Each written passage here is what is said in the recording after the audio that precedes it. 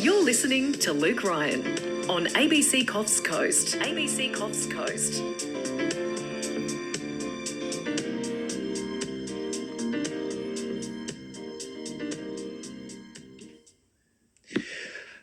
If you're a renter right now, there are so many stories that would make you nervous.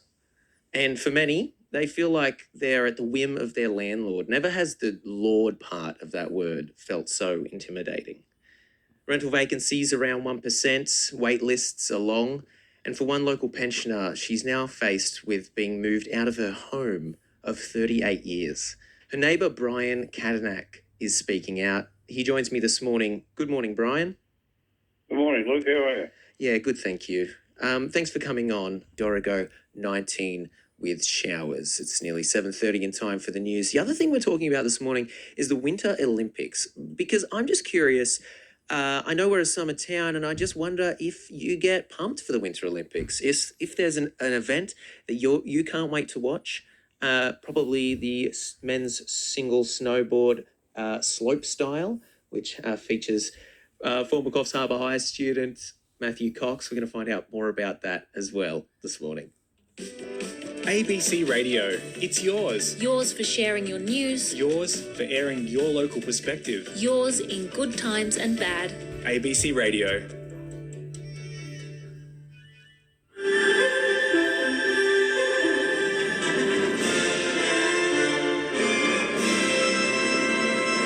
Showers becoming less likely this afternoon and evening. Gusty winds about. Good morning. Nick Parmiter with ABC Mid-North and Coffs Coast News. The Coffs Harbour nursing home manager has questioned relevance of the federal government's new task force into COVID-19 deaths at aged care homes. The Commonwealth Chief Medical Officer Paul Kelly announced the task force yesterday in response to more than 550 aged care residents dying with COVID in the past 3 months. But manager of Legacy on Victoria, Sean Bergquist, says the federal government should have acted sooner to support and encourage more professionals to work in the sector prior to the pandemic. We've always said that, the workforce is going to be an issue, and something needs to be done. There's been task force after task force. There have been studies over the years by many agencies, and nothing gets done. A Mid-North Coast pharmacist says it's difficult to keep up with the high level of demand for COVID booster shots. Old Bar Pharmacy says they're fully booked out with vaccinations until the middle of next month, and they've been out of rapid antigen tests for more than 3 weeks. The pharmacy's director, Akash Mehta, says it's been difficult for his staff to meet the demand for vaccines. It has been very stressful for the staff, but luckily I've got a very good team. We just keep going because the main motive for us is just to help the community. 2 people in their 90s from Coffs Harbour have died with COVID during the latest reporting period. The Mid-North Coast Local Health District recorded 458 new infections, including 405 positive rapid antigen tests and 53 PCR tests. 178 are from the Coffs Harbour LGA, 152 are from the Port Macquarie Hastings, 67 are from Kempsey, 41 are from Nambucca Valley, and 20 are from Bellingham. A man extradited from Queensland accused of child sex abuse offences in Coffs Harbour has been granted bail. Louisa Rubo reports. The 72-year-old man was arrested at a Surfers Paradise unit on Tuesday. Police allege the man sexually abused a young girl in Coffs Harbour between 2014 and 2017. The man was granted bail in the Lismore local court yesterday. His bail conditions include reporting to police once a day, Monday to Friday, and to live at an address in Surfers Paradise. The matter will move to the Coffs Harbour local court in April. The bushfire danger period for the Coffs Harbour, Bellingham and Clarence Valley local government areas has ended almost 2 months earlier than usual. It means permits will no longer be required to burn off, but landholders must still notify their neighbours and the RFS 24 hours beforehand. Acting Manager at Coffs Harbour's Rural Fire Service, Ian Smith, says the decision was made due to the wet summer. So generally, bushfire danger period continues until the end of March. We've made the decision based on the amount of moisture in the landscape and the reduced likelihood of fires to bring the bushfire danger period forward. A former Coffs Harbour High School student turned professional snowboarder will be competing in his first event at the Winter Olympics this weekend. Matthew Cox will take part in the men's snowboard slopestyle first qualifying round in Beijing on Sunday. The 23-year-old's former principal, Paddy Kearns, says the school and his family were very supportive of his snow sporting pursuits. She says she's not surprised her former pupil made it to the Olympics. He was sort of a cheeky young fellow and always this smile on his face and purpose about his step. So it's not a surprise to me, really. It's a wonderful achievement, but believable. In news elsewhere, US President Joe Biden says the death of the Islamic State leader during a special forces raid in Syria sends a strong message to terrorists around the world. Indonesia's holiday island of Bali is hoping its first international tourist flight in almost 2 years will help revive its shattered tourism economy. The cruise industry has accused federal and state governments of failing to plan for the return of ships to Australian shores, with a ban due to end in a fortnight. And private education providers say students are returning to Australia much faster than expected, raising hopes of a recovery for the sector. To the weather, showers becoming less likely this afternoon and evening, gusty winds, a strong marine warning in place on the coast, a severe weather warning in place for Lord Howe Island, Coffs Harbour and Taree reaching 24 degrees, Kempsey and Port Macquarie reaching 25, and it'll be 24 in Foster. To hear today's local news, search online for ABC Local and look for your local station. Breakfast with Luke Ryan on ABC Coffs Coast. Hello, good morning. 7:35 it is. I've got you for the next half an hour. I know what you're thinking. And yes, you do have ESP. Brian Johnson there with the crystal ball, taking a look at the classic Angels song, Am I Ever Going to See Your Face Again? On ABC Radio, Mid-North Coast Breakfast, it's lovely to have your company. On this Friday morning, Brian, we're back with another corker next week. Let's take a look at the weather. Morgan Pumper is with me at the Bureau of Meteorology. Morgan, good morning. Good morning, Cameron. How are you? I'm wet. It's damp here on the Mid-North Coast, and I must admit I'm almost getting web feet, but... We've had a little bit of rain, more rain, I should say, overnight. What's the forecast for today and the weekend? Yes, so we should see rain continue, but it is easy. Now, after the past 2 days, there's been up to and even more than 50 millimetres in some parts of the region. Overnight, in the last 24 hours, Taree had 20.6 millimetres, while Port Macquarie had 36.2 millimetres. So that trough has moved out of the region, but a ridge caused by a high-pressure system in the Bight is continuing some cloudy and wet weather for the week. Now, temperatures, I feel quite lazy giving the weather today for the region, because Port Macquarie over the next 3 days is going to be 25 degrees with the chance of just a couple of millimetres of rain, while Taree top of 24 next 3 days, Foster top of 24 the next 3 days, and Kempsey top of 25 the next 3 days. Now, we do have some warnings out. That includes a hazardous surf warning and a marine wind warning for the coastal areas. And when you combine the rain that we've had over the past 2 days with the strong wind and the swell, just anyone who's planning to be around coastal areas or be out on the waters, please keep an eye out on the warnings and also the weather forecast, and just plan ahead and check conditions before going in.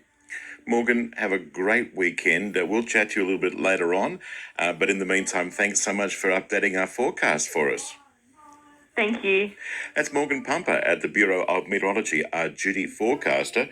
Somebody else that's keeping an eye on the rain is the one and the only Barry at Old Bar. Barry is very kindly rung in this morning. Barry, good morning. Morning, Cameron. How are things at Old Bar? Wet. 43 mils overnight. That's Lucy Rose, like an arrow. On ABC Mid-North Coast, it's time for News and AM.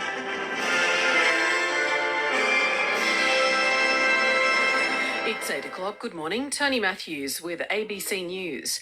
US President Joe Biden says a major terrorist threat has been removed as he confirmed the death of the leader of ISIS during a special forces raid in Syria. North America correspondent Barbara Miller reports. President Biden said a raid by US special forces in Idlib province in northern Syria has ended in the death of ISIS leader Abu Ibrahim al-Hashemi al-Qureshi. The president said al-Qureshi killed himself and his family when the commandos surrounded the building he was living in. In a final act of desperate cowardness, he, with no regard to the lives of his own family or others in the building, he chose to blow himself up. Local responders said 13 people had been killed, including 6 children.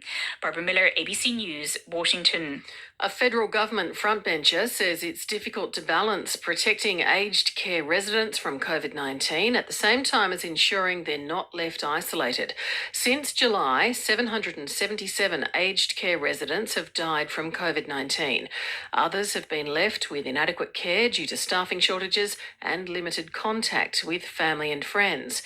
Defence Minister Peter Dutton has told Channel 9 the federal government is trying to address both issues. You can't argue on the one hand that people feel isolated and you want to allow loved ones in, which is the natural reaction, but then say we're surprised when Omicron is introduced into aged care facilities. It is a witch's brew. It's difficult to deal with. Another member of the elite SAS is expected to be called as a witness today in the high-stakes defamation case of war veteran Ben Roberts-Smith. Mr. Roberts-Smith claims he was defamed by a series of 2018 newspaper reports which contained allegations of unlawful killings overseas, bullying and domestic violence. Publisher Nine Entertainment intends to call a second SAS witness today as it seeks to establish a defence of truth. For the last 2 days, the first SAS witness has given evidence about a 2009 mission in which he says he saw Mr. Roberts-Smith instruct a colleague to shoot an Afghan captive in a compound and later shot another Afghan man in the back himself. Last year, Mr. Roberts-Smith described those accusations as false. The principal and school board at City Point Christian College in Brisbane are being urged to stand down over a controversial enrolment contract. The contract referred to homosexuality as a sin and required students to adhere to their biological sex. It was revoked yesterday after significant backlash, but a group called the Concerned Parents of City Point say the school's principal and governing board have to resign. Parent Ben Myers says the school's backdown isn't enough. I think it's going to take some serious thinking and some serious time to figure out how do we engage in some healing? How do we rebuild trust with families? How do we rebuild our reputation in the wider community? US defence officials say they have information that Russia is planning to fabricate a pretext for invading Ukraine. The plan would involve staging a fake attack with a propaganda video. Russia has denied plans of an invasion as thousands of its troops remain stationed on its border with Ukraine. Pentagon Press Secretary John Kirby says they've seen these types of activities from Russia in the past. Is the Russian government we think is planning to stage a fake attack by Ukrainian military or intelligence forces against Russian sovereign territory or against Russian-speaking people to therefore justify their action. To sport, and Australia has retained the women's Ashes after a 27-run victory over England in the first one-dayer in Canberra. The home side reached a modest total of 9 for 205 before England was dismissed for 178 in 45 overs, with 18-year-old quick Darcy Brown collecting 4 wickets. In soccer, the Newcastle Jets have claimed a 2-1 home win over Brisbane Roar in the men's A-League. Wallabies winger Andrew Kellaway has been named the 2021 Rugby Australia Rookie of the Year. And the Sydney Swans have secured their inaugural AFLW coach with former North Melbourne coach Scott Gowans to fill the role. Looking at the weather around the state, showers in the east, dry and mostly sunny in the west. There's a warning for large and powerful waves along the Sydney, central and northern coastal areas.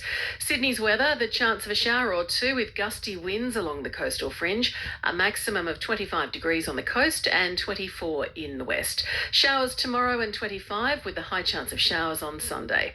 ABC News. Flood events for decades. 2018 and 19 were pretty much the driest 2-year period throughout a lot of Central Australia on record. And we can also tell a whole lot of really old trees, old pine trees and sandalwood trees and myall and mulga trees that are centuries old. They died in that drought and the heat wave. So it has been really dry, and this is very welcomed rains. But while native species are expected to thrive in these favourable conditions, so too will pests. Feral cat and fox numbers also build up, and then they have big impact on some threatened species and things in a year or two's time. We'll have a lot of house mice, whether they plague or not, we're not sure, but their numbers will increase. And animals like the plague locust, their numbers will increase as well, and they're challenges, but it's part of the natural system. While much of inland Australia remains cut off for now, John Reid says there'll be a rare opportunity in the months ahead to see the interior at its best. Yeah, it's just some amazing opportunities coming this autumn and winter,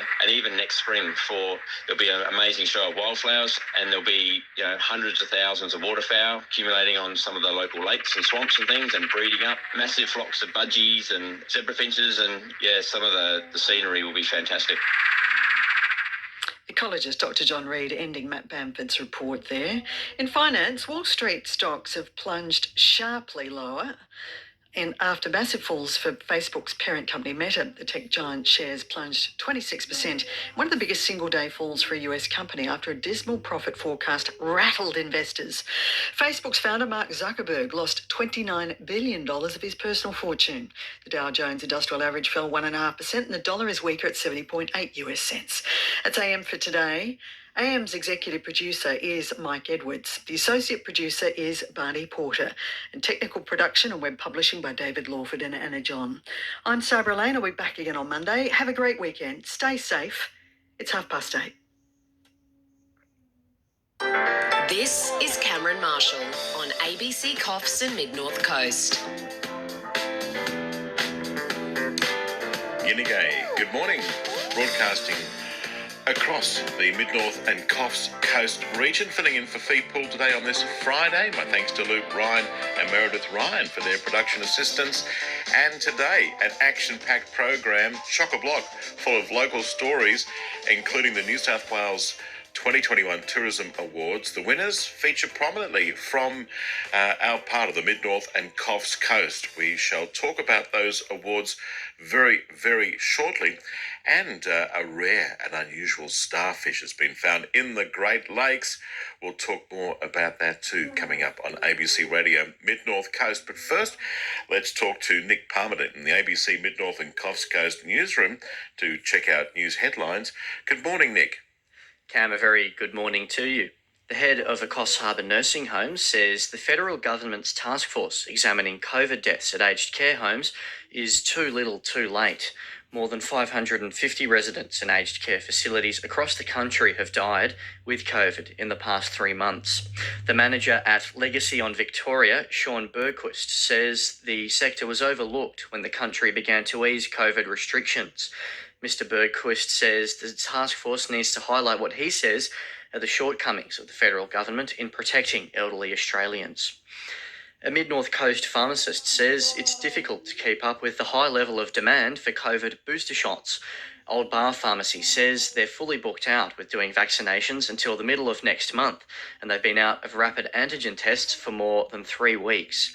The pharmacy's director, Akash Mehta, says it's been difficult for his staff to meet the demand for vaccines.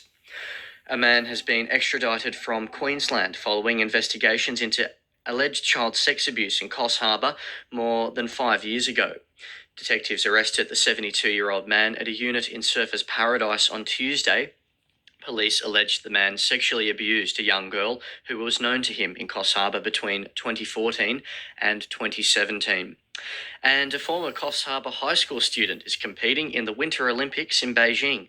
Matthew Cox will be competing in the men's snowboard slopestyle event on Sunday. The 23-year-old's former school principal, Paddy Kern, says she's proud Mr. Cox is achieving his long-held dream to compete at the Olympics. Cam, of course, there'll be more news at 9 o'clock.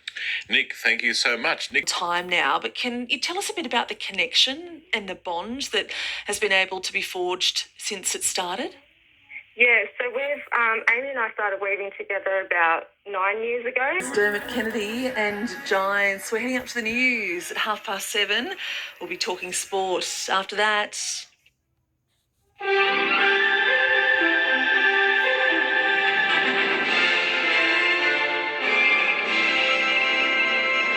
Good morning, Patrick Bell with ABC New England Northwest Local News.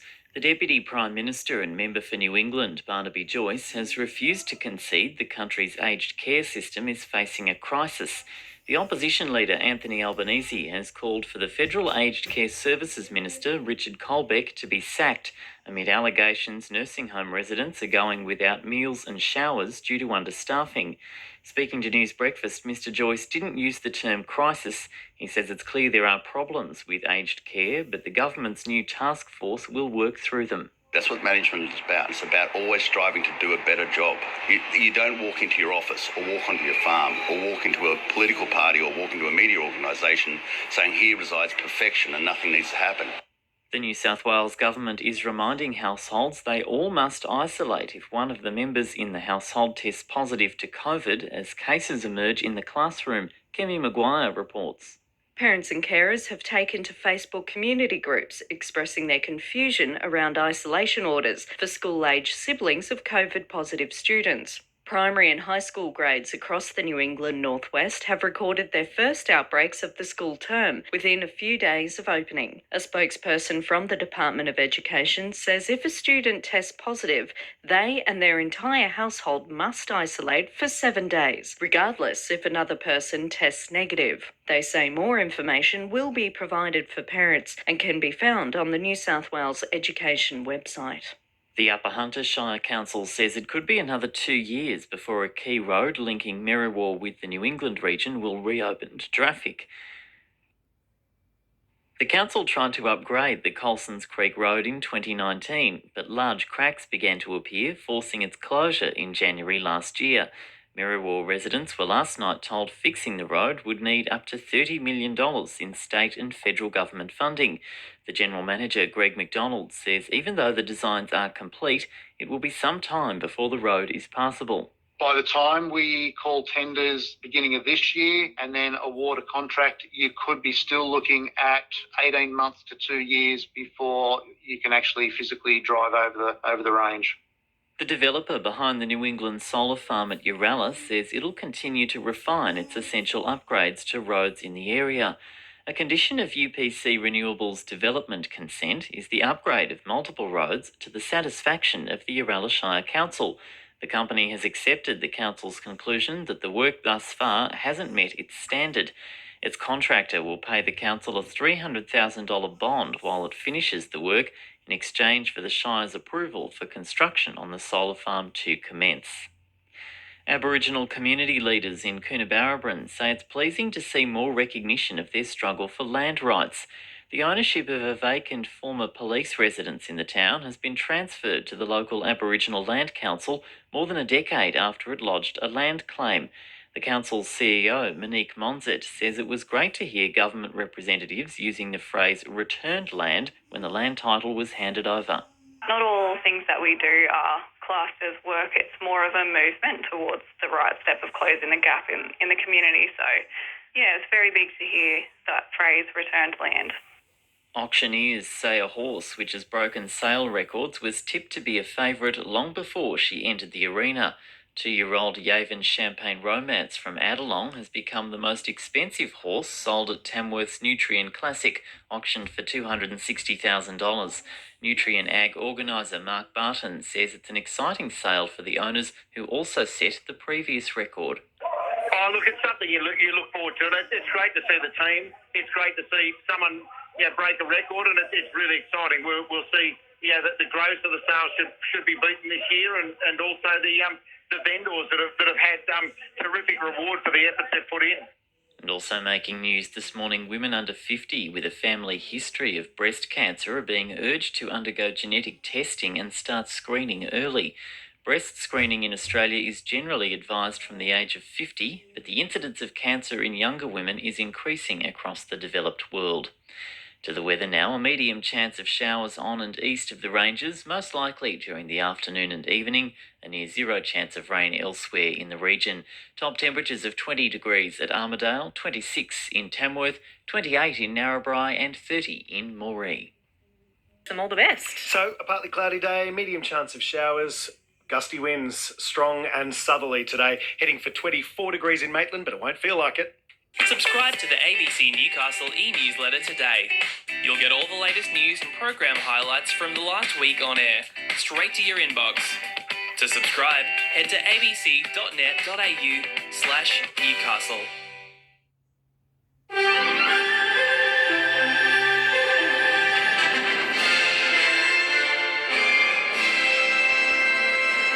Liz Farquhar with ABC News.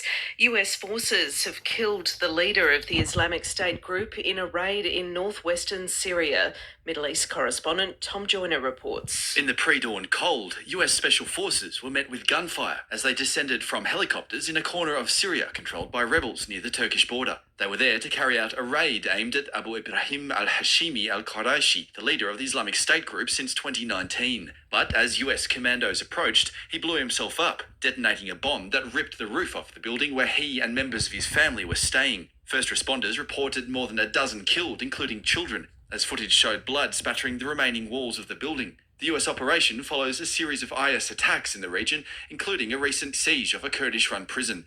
Tom Joyner, ABC News. Back home, the state's nursing union says its Hunter members are under enormous pressure from staff shortages, and they expect things will get worse with students returning to school. Last week, 79 nurses at John Hunter Hospital were forced into COVID isolation and 20 nurses at Belmont.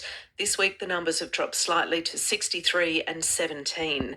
Brett Holmes from the New South Wales Nurses and Midwives Association says staff are being asked to work unreasonable hours to cover shifts in a system where staff-to-patient ratios were already stretched. It tears the heart out of nurses to know that they're leaving a shift, whether it's a single shift or a double shift, with patients who haven't received the care that they should have. But that's the reality they're living with, and that is a major factor in their burnout.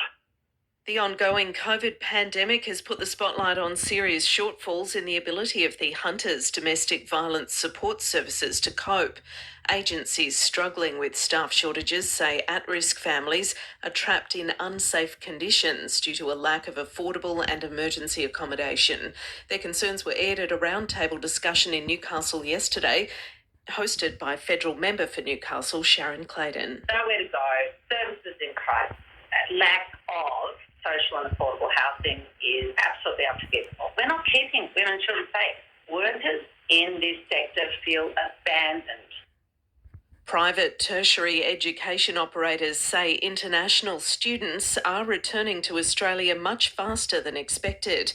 Here's National Education reporter Connor Duffy. Universities, private colleges and trade schools have been hit hard by border closures and the loss of international students. However, Troy Williams from the International Tertiary Education Council of Australia says demand to study in Australia remains high and 7,000 students arrived last week. That we've had 7,000 in the last week of January is really, really pleasing and is hopefully a signal of what's to come. Mr Williams said Western Australia's closed border meant it was missing out. A man has died after being stabbed on the Central Coast. Emergency services were called to a street in Erina just before 9 p.m. They found a 42-year-old man with a stab wound to his chest. He was treated at the scene but couldn't be revived.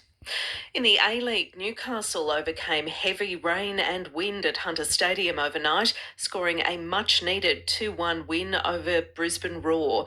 The Jets led 1-0 at half-time and Brisbane scored the equaliser in the 64th minute.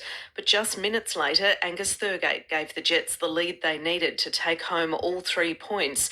Here's how the goal was called on Paramount+. Jets started to find their fire. Here's Thurgate.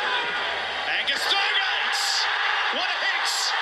The Jets lead restored through a crowd of players and past Macklin Freak, and the Jets contingent go wild. Yesterday, the A-League announced the updated draw for February, which will see the Jets play 5 more times in just 17 days to make up for 6 missed rounds due to COVID interruptions. The Jets will host Western Sydney Wanderers on Wednesday, February 23 and Macarthur FC on Sunday the 26th. The Jets women have 5 games over the month, including 3 consecutive home matches at number 2 Sports Ground. And Australia's retained the women's Ashes after a 27-run victory over England in the first one-dayer in Canberra. The home side reached a modest total of 9 for 205 before England was dismissed for 178 in 45 overs. The Hunters' weather today, partly cloudy, a medium chance of showers, more likely this afternoon, gusty winds along the coast and dangerous surf conditions. In the adhesives themselves, it's been really difficult to actually find out exactly what ingredients they use. Ms Saffin says she expects her parliamentary colleagues will not shy away from the issue. We talk about all sorts of things in Parliament, so it's a health issue, and that's how I'll talk about it, and we'll be fine. The Tweed Residents and Ratepayers Association is calling for wider community consultation on a proposal. Bridge, well, the housing crisis has been pretty much everywhere. In fact, let's just say it, everywhere in our region. It's all relative, and people have found it difficult, particularly young people, to get into the housing market. Well, now a Byron Shire councillor is calling for the state government to use some of the enormous amount of money that it's gained from stamp duty. Who otherwise would be in that aged care facility. So we have a real problem, and the state government needs to act. And I think, as we're learning to live with COVID and emerging from this phase of the pandemic, there's a real opportunity to sort of tackle social problems, and housing has to be absolutely at the front of the queue. Byron Shire councillor Mark Swivel speaking to Miranda Saunders.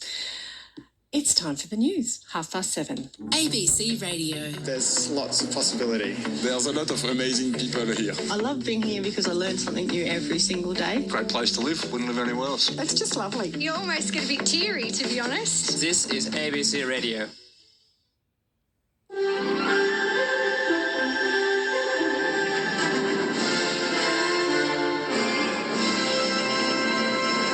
Good morning, Emma Rennie with ABC News. 3 more people have died from COVID-19 on the far north coast during the latest reporting period. Miranda Saunders reports. One person in their 50s was from Ballina, one in their 70s from Lismore, and one person from Richmond Valley was in their 90s. 606 new cases of COVID-19 were reported across the Northern New South Wales Local Health District. 233 were detected through PCR tests and 373 were positive rapid antigen tests. 38 COVID positive patients remain in hospital and 4 of those are currently in intensive care.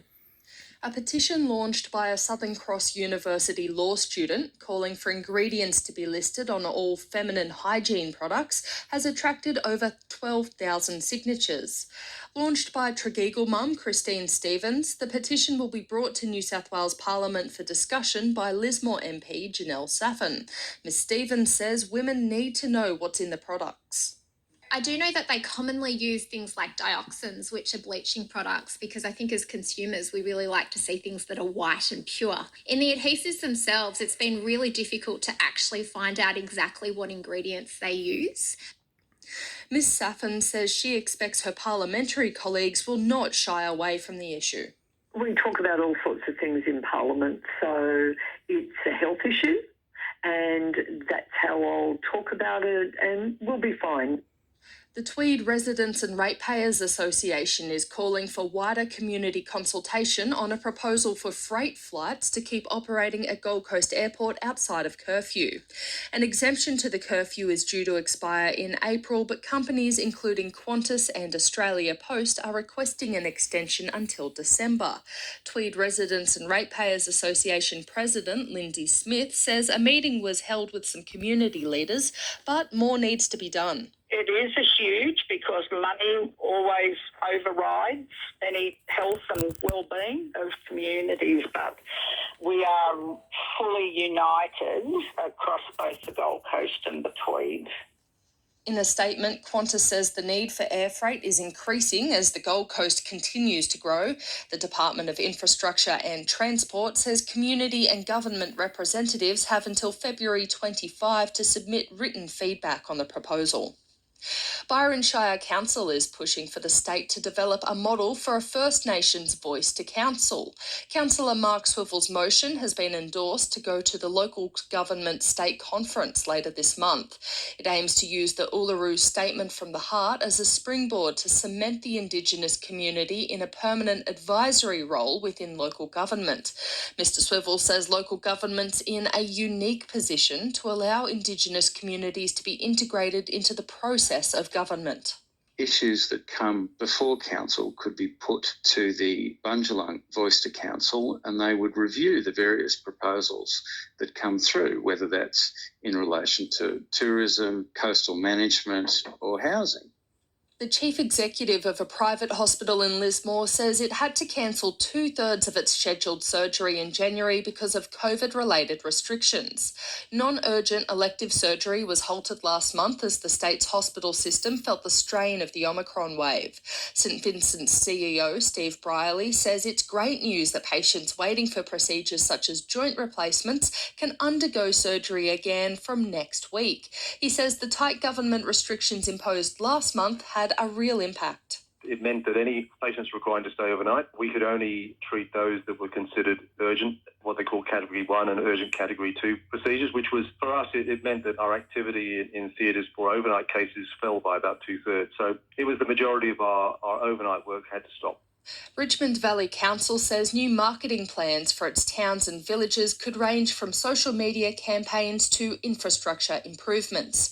Community consultation has started this week in Woodburn, Evans Head and Broadwater, with Coraki and Casino still to come. Council General Manager Vaughan McDonald says the aim is to bring in more visitors and make the towns a more appealing place for Richmond Valley residents. From branding to social media campaigns to improving streetscapes, looking at trading hours, identifying how businesses can work together, whether they put a campaign together for a village or a town, or do we do that across the Richmond Valley? To hear today's local news again, search online for ABC North Coast.